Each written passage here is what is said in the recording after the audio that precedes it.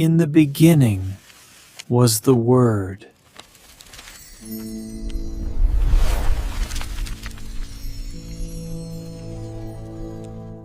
오늘도 우리와 함께 하시며 예배하라 하시고 우리의 예배를 받으시는 아버지 하나님, 이 시간 정성된 마음으로 하나님을 예배하며 온 마음으로 하나님을 찬양합니다. 이 시간 우리가 드리는 예배를 받아주시옵소서. 우리가 살아가는 이 세상 가운데 여러 가지 근심과 염려와 무거운 마음으로 여러 가지 고민과 갈등이 있지만, 아버지 하나님, 이 시간 주님의 은혜를 바라보며 나온 모든 이들에게 세상이 알 수 없고 세상이 줄 수 없는 평안과 기쁨을 허락하여 주시옵기를 간구하고 기도하옵나이다. 오늘도 하나님을 바라며 소망 가운데 주님을 찾는 모든 이들에게 하나님의 은혜와 사랑과 복과 역사를 허락하여 주시옵기를 기도하옵나이다. 연약한 우리에게 살아가면서 낙심하며 세상에서 듣는 소식들 때문에 위축되며 두려워할 때마다 아버지 하나님, 하나님의 말씀으로 힘을 더하여 주시고 하나님의 말씀을 통해서 용기를 얻게 하여 주시고 살아계신 하나님을 만나며 아버지 하나님, 하늘의 소망으로 살아갈 믿음의 굳건함들을 허락하여 주시옵소서. 아버지 하나님, 두려운 일이 있을 때마다 살아계신 하나님을 만나며 이기게 하옵시고 굳건히 서게 하여 주시고 아버지 하나님, 말씀을 통해서 용기를 얻게 하여 주시고 아버지 하나님, 살아계신 하나님을 통해서 세상을 이기는 굳건함을 허락하여 주시옵기를 원하옵나이다.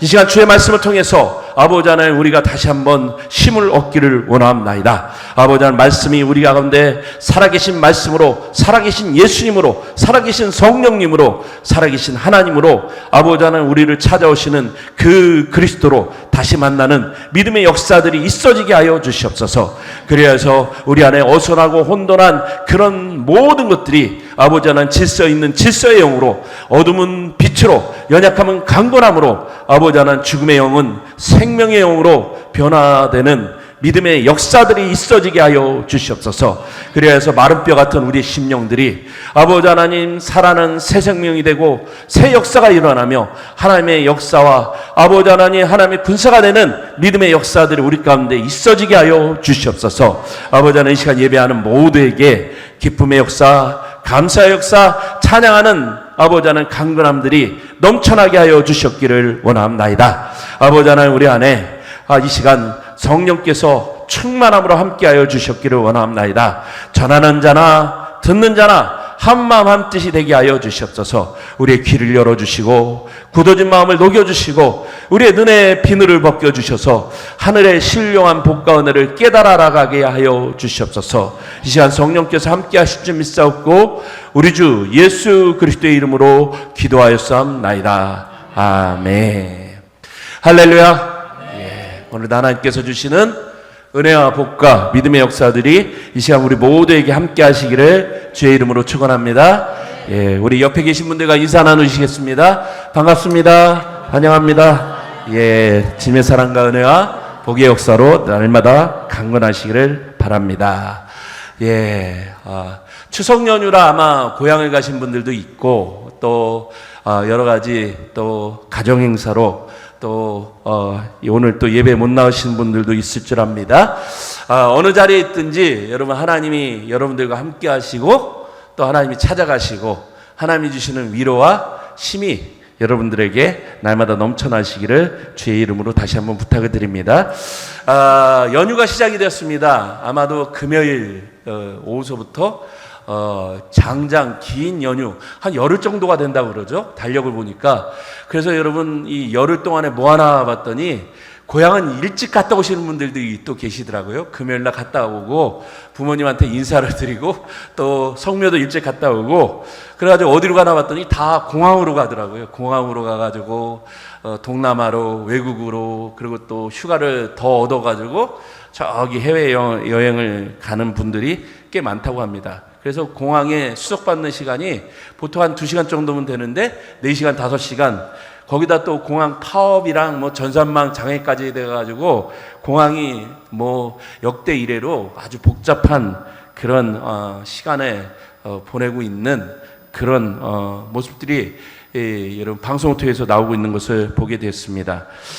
거기다가 여러분 연휴가 되니까 날씨가 좋으면 참 다행인데 막 비가 오니까 여러분 사고 소식도 꽤 많이 있는 것 같습니다. 여러분 어디를 가든지 사고에 유의하시고 여러분 명절은 즐거운 날입니다.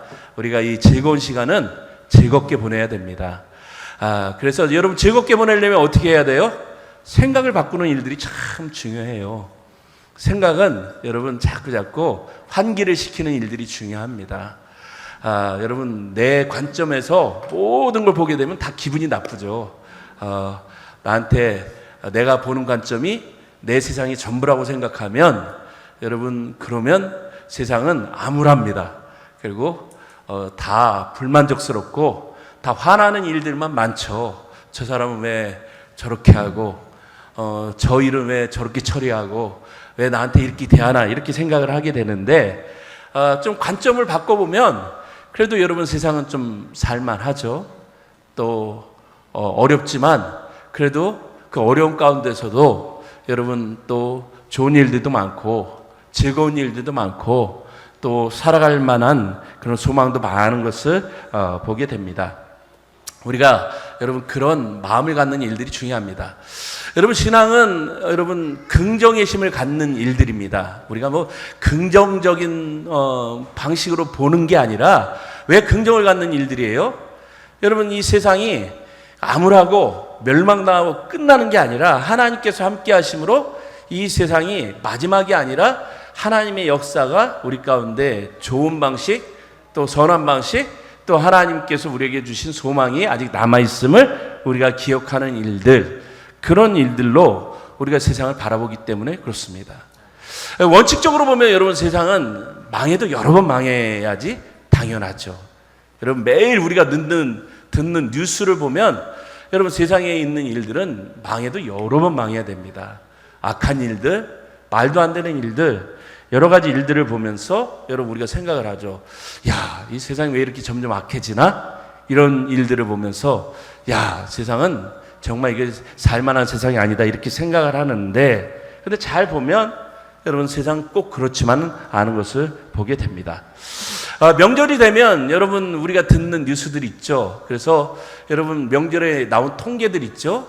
이혼율이 제일 많을 때가 언제냐면 명절이 끝난 다음에 이혼을 하는 사람들이 꽤 많대요. 그래가지고 왜 그런가 봤더니 참다가 여러분 명절 끝자락에 와가지고 이 참은 게 이제 팍 터져버려가지고 더 이상 못 살겠다 그래가지고 여러분 명절 증후군 그래가지고 너랑은 못 살겠다 그래가지고 이혼을 한다는 사람들이 꽤 많은 것을 보게 됩니다. 그런가 하면 여러분 이혼 끝나면 또 이런 소식도 많이 있죠. 형제간 뭐 칼부림이 나고 싸움이 나고 뭐 재산권 분쟁 그리고 또 성묘가 가가지고 막 안 좋은 일들 그런 일들이 꽤 많이 들려지는 것들을 보게 됩니다. 가장 가깝고 친밀해야 될 관계 속에서 여러분 가장 가깝고 친밀하면 우리가 좀 상식적으로 생각하면 서로 배려하고 사랑하고 돌보고 아끼고 뭐 이게 여러분 우리의 상식인데 여러분 이 가까우면 가까울수록 여러분 우리에게 더 많이 일어나는 일들은 뭐냐면 오히려 더 쉽게 상처받고 아픔을 주고 또 그리고 하지 말아야 될 말과 행동을 더 많이 하다 보니까 여러분 멀리 떨어져 있을 때는 일어나지 않는 일들이 일어나는 일들이 많이 우리가 경험을 하게 되죠. 가까이 하면 여러분 아무 말이나 막 하게 됩니다. 그리고 또 가까이 하게 되면 아무렇게 막 대하죠. 가까이 하면 여러분 이해를 더 잘할 것 같은데 이해를 더 오히려 못하게 되죠. 가까이 하게 되면 여러분 이 오히려 배려를 하고 또 상대방의 입장에서 더 위로를 해주고 더 격려를 해주고 그럴 것 같은데 여러분 가까이 하는 사람들은 여러분 그렇게 하는 게 아니라 더 모질게 대하는 일들을 많이 하는 그런 일들을 우리가 많이 경험하게 됩니다. 그래서 그런 일들을 경험하다 보면 가까이 하는 게 꼭 좋은 것만은 아니게 된다라는 것들을 우리가 경험을 하게 됩니다. 그래서 여러분 사람의 관계를 할 때 적당한 거리가 필요하다라는 얘기를 하게 되죠. 부모와 자식 간에도 거리가 좀 필요하죠. 남편과 부인 사이에도 거리가 좀 필요하죠. 그리고 또 아무리 친한 친구로 해도 거리가 필요한 거죠.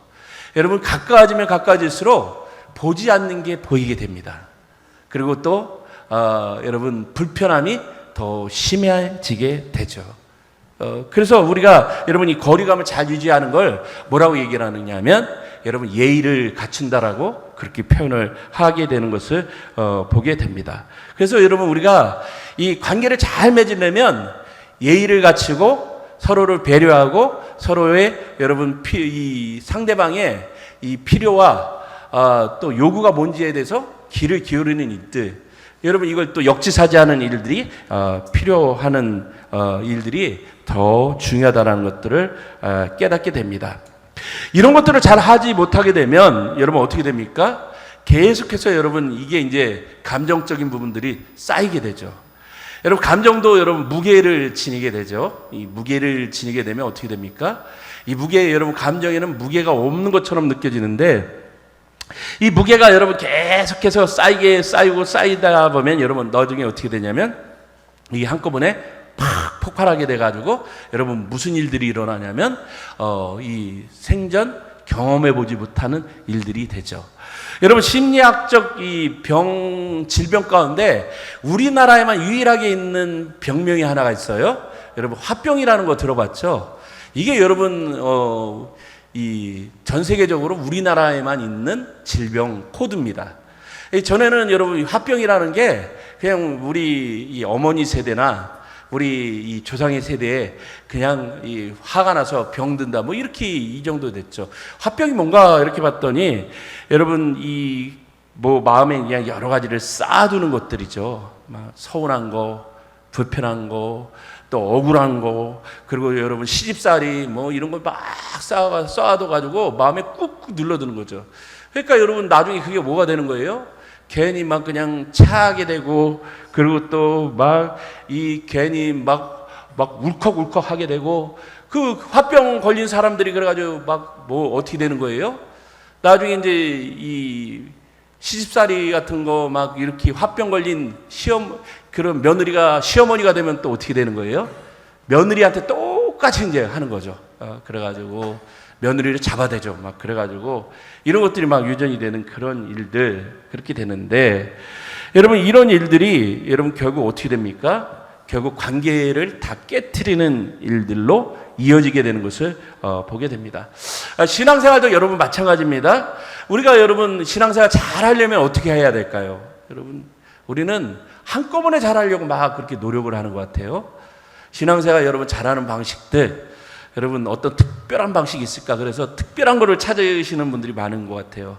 그래가지고 기도도 특별해야 되고 믿음도 특별해야 되고 특별한 믿음을 찾으시는 분들이 꽤 많이 있는데 사실은 근데 특별한 믿음이라는 거는 있기는 있는 것 같은데 여러분 특별한 게 뭔가 이렇게 생각해 보면 여러분 그걸 이제 정리해서 얘기를 쭉 듣다 보면 뭐냐면 은사적인 부분으로 연결되는 것을 보게 됩니다. 그래가지고 특별한 믿음이 뭔가 그랬더니 하나님께서 특별한 은혜를 달라 그렇게 그런 분들 얘기를 들어보면 하나님 나한테 특별한 은혜를 주시옵소서. 그러니까 그게 뭔가 이렇게 들어보면 하나님이 특별한 은사를 달라라고 기도하시는 분들이 꽤 많이 있죠.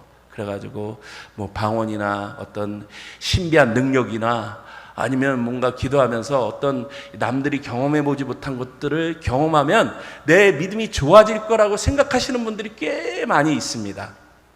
그러나 여러분 자기 문제를 해결하지 못하고 자기 감정을 다스리지 못하고 인격이 성숙되지 못하는 분들이 특별한 경험을 했다라고 그래가지고 신앙이 좋아지는 경우는 없습니다. 오히려 병든 신앙이 되죠. 여러분 이 특별한 경험을 하고서 자기 문제를 해결하지 못한 사람이 특별한 신앙적인 경험을 하게 되면은 그런 사람이 뭐가 될 것 같아요? 여러분 그런 사람이 이단 교주가 되죠. 여러분 그래서 이단 교주들은 여러분 사람들을 잘 여러분 이 미혹을 시키죠. 그래가지고 여러분 사람을 미혹시켜가지고 어떻게 합니까? 사람들을 이상한 방식으로 여러분 현혹시켜가지고 잘못된 결론에 이르게 하는 경우를 많이 보게 됩니다. 그래서 여러분 신앙생활은 여러분 신앙생활의 여러분 이 좋은 관계는 어떻게 하는 게 좋은 관계예요? 일상을 잘 살아내는 겁니다. 내가 일상에서 날마다 일상을 살아가면서 하나님과 교제를 하고 기도하고 말씀 보고 하나님 주시는 매일의 삶에서 내 가정과 내 교회와 내 삶에서 잘하는 거죠. 그리고 하나님이 주시는 삶에서 감사와 감격과 기쁨을 누리는 것, 여러분 그런 것들이 하나님이 주시는 은혜의 삶을 누려가는 것이죠. 여러분 이런 것들을 잘 깨닫지 못하면 날마다 나에게 주시는 복과 은혜는 다른 거라고 생각을 하죠. 그 복이 뭐냐면 여러분 이 세속적인 걸 쫓게 되죠. 하나님이 어느 날 갑자기 나를 떼부자로 만들게 해주고 뭔가 특별한 걸 부어주고 특별한 사람을 만들어가지고 그렇게 해줄 것이라고 착각을 하게 되죠. 근데 그런 것들은 여러분 성경에는 그런 얘기들이 거의 나오지 않죠.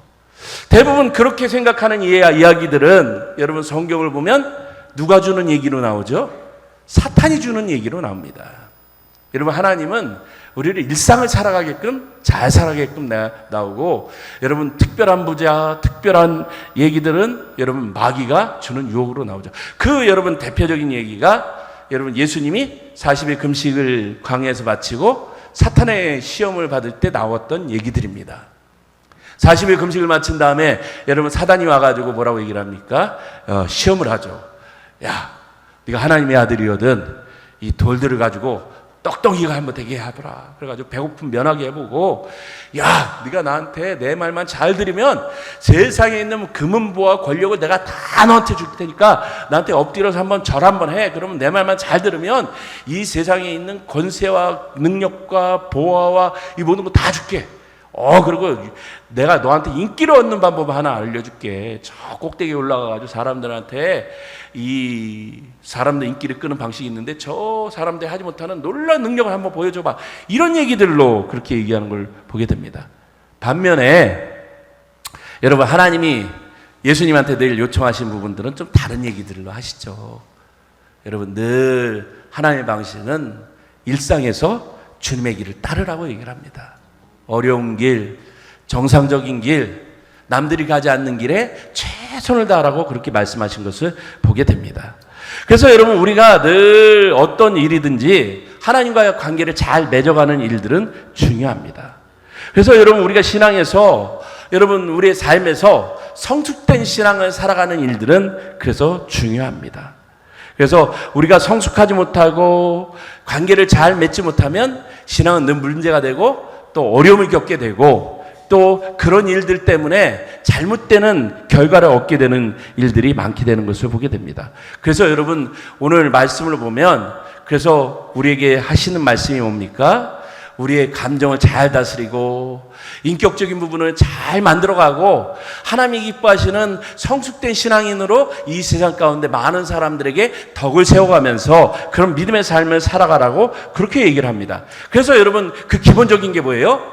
우리에게 늘 문제가 되는 거, 우리의 화나 분이나 원망이나 이런 것들을 잘 다스려라 이렇게 얘기를 하는데 여러분 그 대표적인 게 뭐예요? 여러분 오늘 에베소서 4장에 나오는 말씀, 우리가 화가 나고 분이 나고 원망이 있고 또 시기나 분쟁이나 그런 육체적인 소욕이 있을 때 어떻게 우리가 대응할 것인지 여러분 이 사도 바울이 우리에게 하신 말씀이 있는데 여러분 에베소서 4장 26절 27절에 이렇게 얘기합니다. 분을 내어도 죄를 짓지 말며 해가 지도록 분을 품지 말고 마귀에게 틈을 주지 말라 이렇게 얘기를 합니다. 여러분 화나 분이나 이런 거 누구든지 할 수 있는 일들이죠. 근데 사도 바울이 오늘 여러분 에베소서에서 에베소 교회 성도들에게 하는 얘기가 있어요. 에베소 교회에 여러 가지 문제들이 있었죠. 화날 수 있는 일들, 분쟁하는 일들. 여러분 우리가 신앙생활 하면서 이런 일도 있을 수 있죠. 사람이기 때문에. 그런데 오늘 사도 바울이 이렇게 얘기하지 않습니다. 야, 너 신앙생활 하면서 절대로 화내면 안 돼. 분노하면 안 돼. 싸우면 안 돼. 이 얘기를 한 게 아닙니다. 뭐라고 얘기를 합니까? 오히려 화를 내고 분을 내는 일들은 누구든지 있을 수 있다라고 얘기를 합니다. 그런데 중요한 것은 분을 내어도 죄를 짓지 말라는 것입니다. 화를 내는 것 자체는 자연스러운 감정일 수 있다는 것입니다.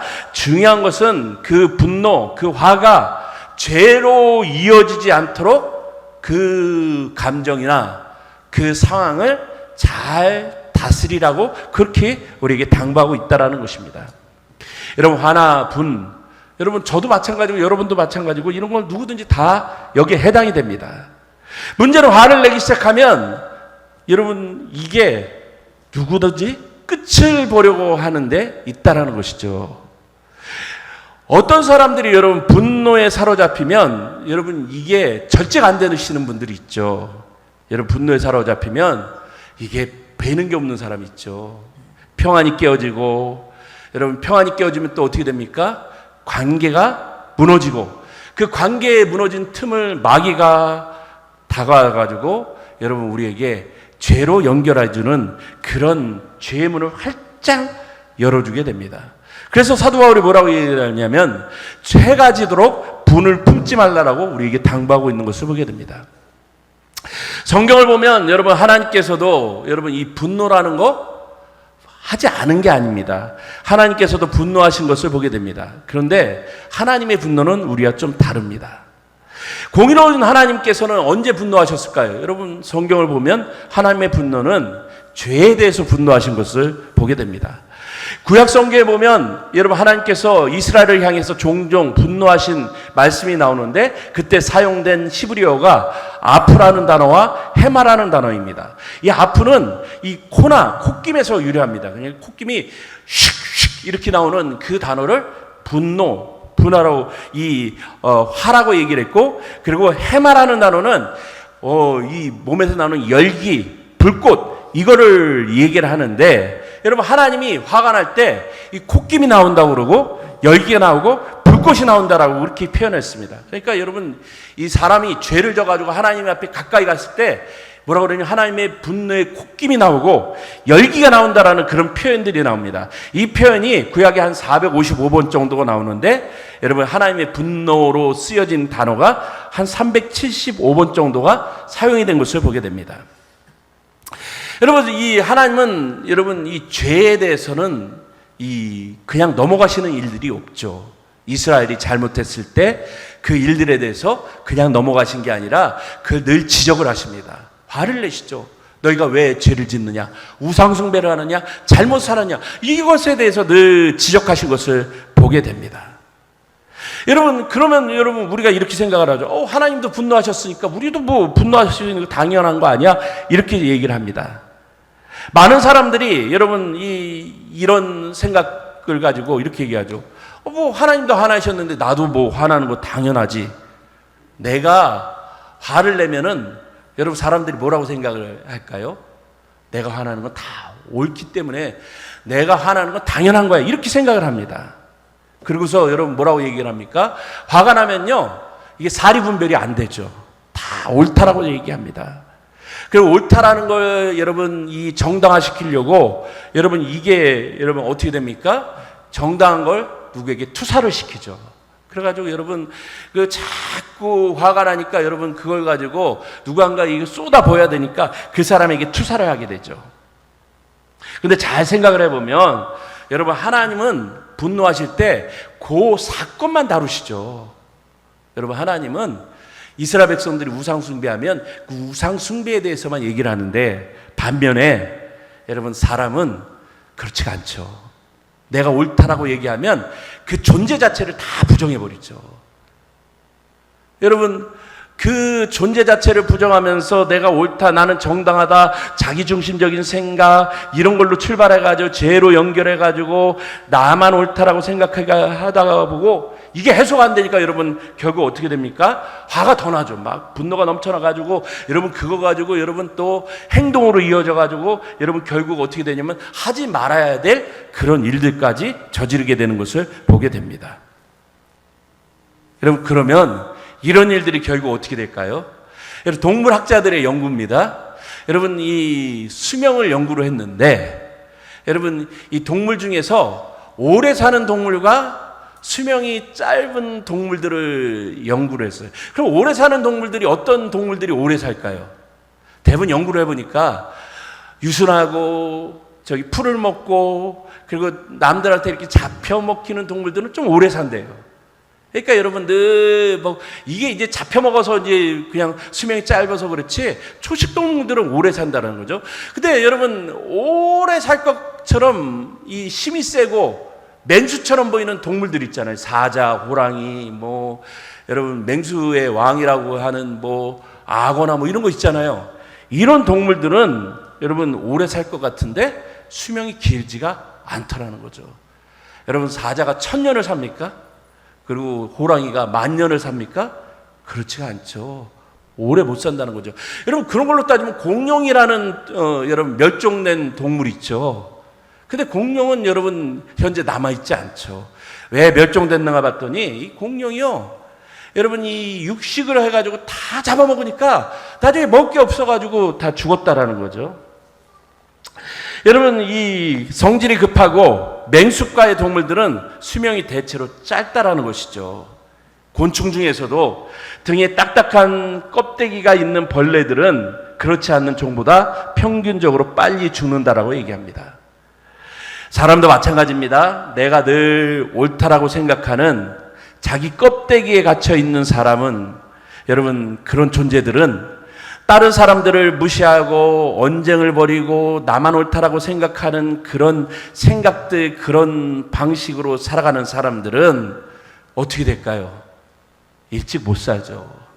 여러분 그 대표적인 게 누굴 것 같아요? 여러분 조선시대의 왕들의 수명이 몇 살인지 혹시 아세요? 여러분 왕들 생각해 보면 왕들이 여러분 이 백성들보다 좋은 거 많이 먹겠죠. 산삼도 먹고, 그리고 또 기름진 거 먹고, 전국에서 여러분 좋은 것들 다 먹어가 오잖아요. 여러분 그리고 제가 사극을 봤는데, 여러분 얼마 전에 끝난 폭군의 식품가 거기를 보니까 먹을 때 그냥 먹지를 않더라고요. 거기 독이 들어있나 그래가지고 그 미리 확인을 해서 그거 먹고 그러니까 여러분 얼마나 그런 걸 먹겠어요. 이 음식을 가려서 먹잖아요. 그럼 여러분 그렇게 먹는 사람이 오늘날로 치면 좋은 거, 여러분 음식 맛있는 거 먹고 그러면 몇 살을 살겠어요? 여러분 그렇게 먹으면 150을 살아야 되잖아요. 100년을 살아야 되잖아요. 근데 여러분 왕들의 평균 수명이 몇 살일 것 같아요? 여러분 100살? 아니에요. 50살을 산 왕이 없어요. 40을 산 왕이 없습니다. 장수했던 왕이 한 60? 그런 왕이 있기야 있겠죠. 대부분 40을 못 살고 죽은 왕들이 대부분이었습니다. 왜 그랬을까 이렇게 생각을 해보면 여러분 왕이 얼마나 힘들었을 것 같아요. 맨날 여러분 신하들이 와가지고 밑에서 건물수수, 이 정권 쟁탈, 그리고 여러분 저놈이 나를 죽일 놈이 아니면 이런 거 생각하니까 여러분 힘들죠. 그러니까 여러분 먹어도 먹는 게 아니고 살아도 사는 게 아니고, 그러니까 여러분 이게 너무나 힘들죠. 세상은 혼자 살아가는 존재들은 나 혼자 살면 여러분 평안할 것 같은데, 오래 살 것 같은데 오래 살지 못하죠. 여러분 결국은 여러분 딱딱한 껍데기에 갇혀 사는 존재들은 영혼의 건강을 해치게 돼서 결국은 평안함을 잃게 돼가지고 여러분 오래 살고 장수하고 하나님 주시는 복과 은혜를 누리지 못하게 되는 거죠. 그럼 우리가 어떻게 이 분노를 다스리고 평안을 누릴 수 있을까? 오늘 말씀을 읽어보면 성경이 우리에게 주시는 말씀들이 하나가 있죠. 온유라는 성품을 한 가지를 얘기를 하죠. 여러분 민수기 12장을 보면 여러분 이 온유에 대한 이야기를 우리에게 들려주고 있습니다. 온유라는 얘기를 우리에게 들려주는데, 그러면 온유가 뭘까? 여러분 온유의 얘기를 하면서 민수기에서는 누구의 얘기를 우리에게 하고 있냐면 모세라는 인물을 우리에게 들려주고 있습니다. 모세의 형 아론과 누이 미리암이 여러분 이 광야에 나가가지고 이스라엘 백성들을 이끌어가고 있습니다. 그런데 이제 이스라엘 백성들이 막 하니까 지도력이 누구에게 몰려요? 이제 모세한테 몰리기 시작을 하니까 무슨 일이 일어났냐면, 모세가 이제 지도력을 갖다 보니까 옆에서 이제 권력 싸움이 일어났어요. 그런데 그 권력 싸움의 와중에 이제 사람들이 여러분 자꾸 이 권력의 갈등에서 누구를 비방하기 시작하냐면 모세를 비방합니다. 그래서 그 중심으로 나눠진 사람이 누구냐면 아론과 미리암이 누구를 비방하기 시작하냐면 모세의 권위를 도전하는 사건이 나옵니다. 그래가지고 이 모세의 권위를 시작해가지고 사람들을 막 선동해가지고 모세에게 대들기 시작합니다. 그래서 하나님께서 이 아론과 미리암에게 진노를 하셔가지고 미리암은 나병에 걸리고 질병을 받게 됩니다. 그때 바로 그 순간에 이 자신을 비방했던 누이를 향해 가지고 모세가 어떻게 반응했을까? 여러분, 자기를 막 비방하고 모함했던 이 자기 누이를 향해서 어떻게 반응했을까요?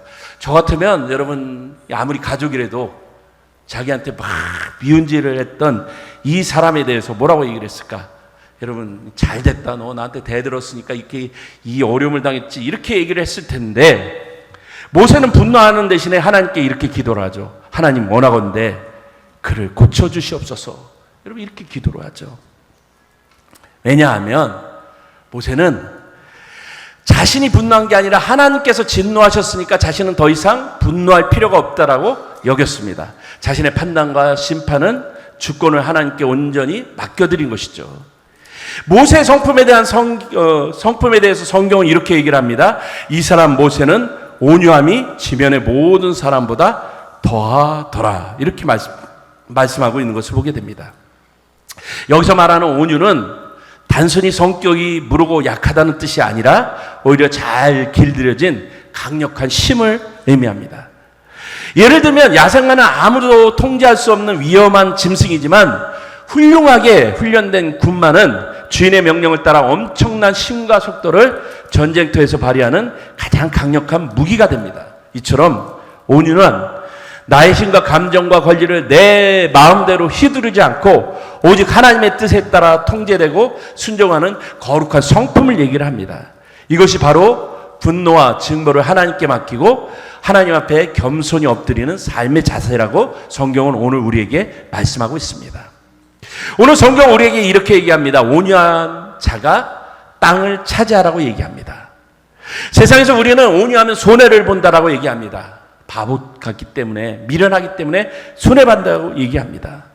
겸손하기만 해서는 이 험한 세상에서 살기 힘들다고 얘기를 합니다. 오늘 읽은 시편 37편 말씀을 보면 악인들이 형통하고 의인들을 억압하며 많은 것을 소유하는 것처럼 보이는 현실 앞에서 여러분, 이 시편이 저자가 보니까 너무 불편해요. 왜냐하면 나는 의롭게 살고 온유했는데 자기는 잘 되는 게 아니라 오히려 악한 사람들이 더 잘 돼요.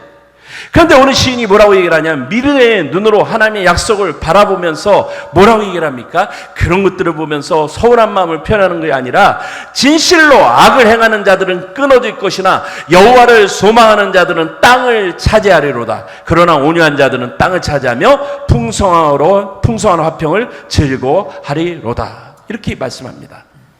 악인들의 번영은 풀과 같이 잠깐 있지만 그 흔적들은 사라져버리고 결국 하나님의 약속의 땅을 차지할 사람은 온유한 자들이라고 그렇게 얘기하죠.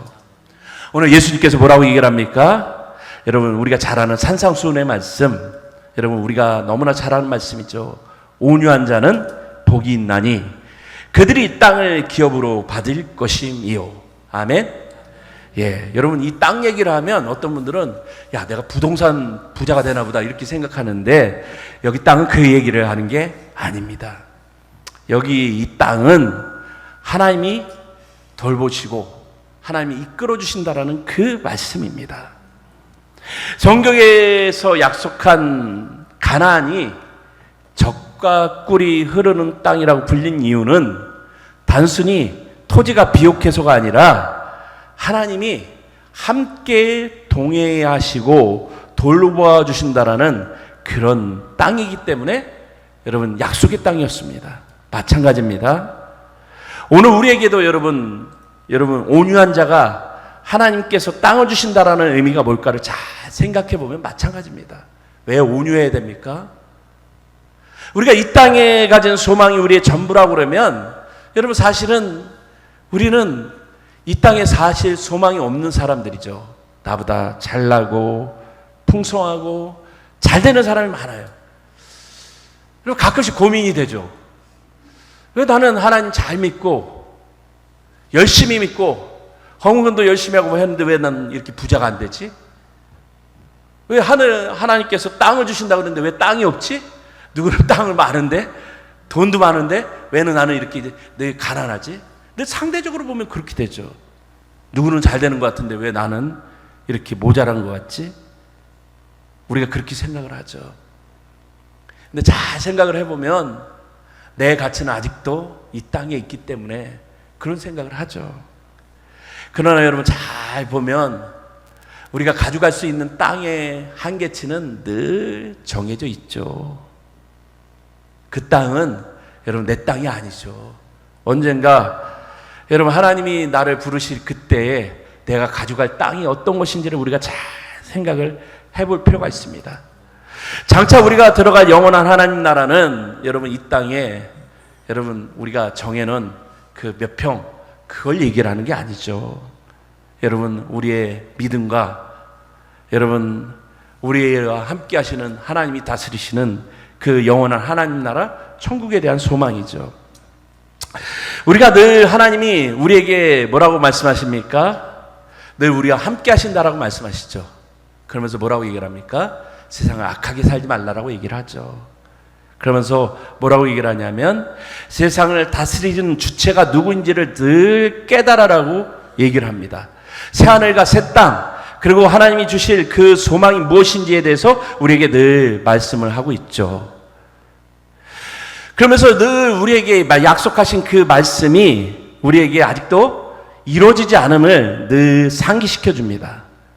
영원한 기쁨이 있는 그 하늘나라 여러분 그 천국이 온유한 자들의 것임을 다시 한번 말씀합니다. 여러분 이 명절에 여러분들에게 주신 그 하늘의 소망이 아직도 살아있기를 바랍니다.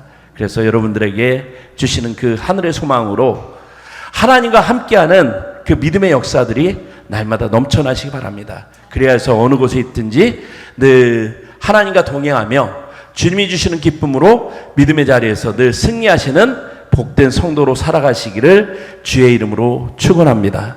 은혜롭고 자비로우신 아버지 하나님, 오늘도 주신 말씀을 통해서 우리를 다시 한번 세우시니 감사합니다. 연약한 우리에게 새 힘과 새 능력을 주시니 믿음의 자리에서 날마다 굳건히 서게 하여 주시옵소서.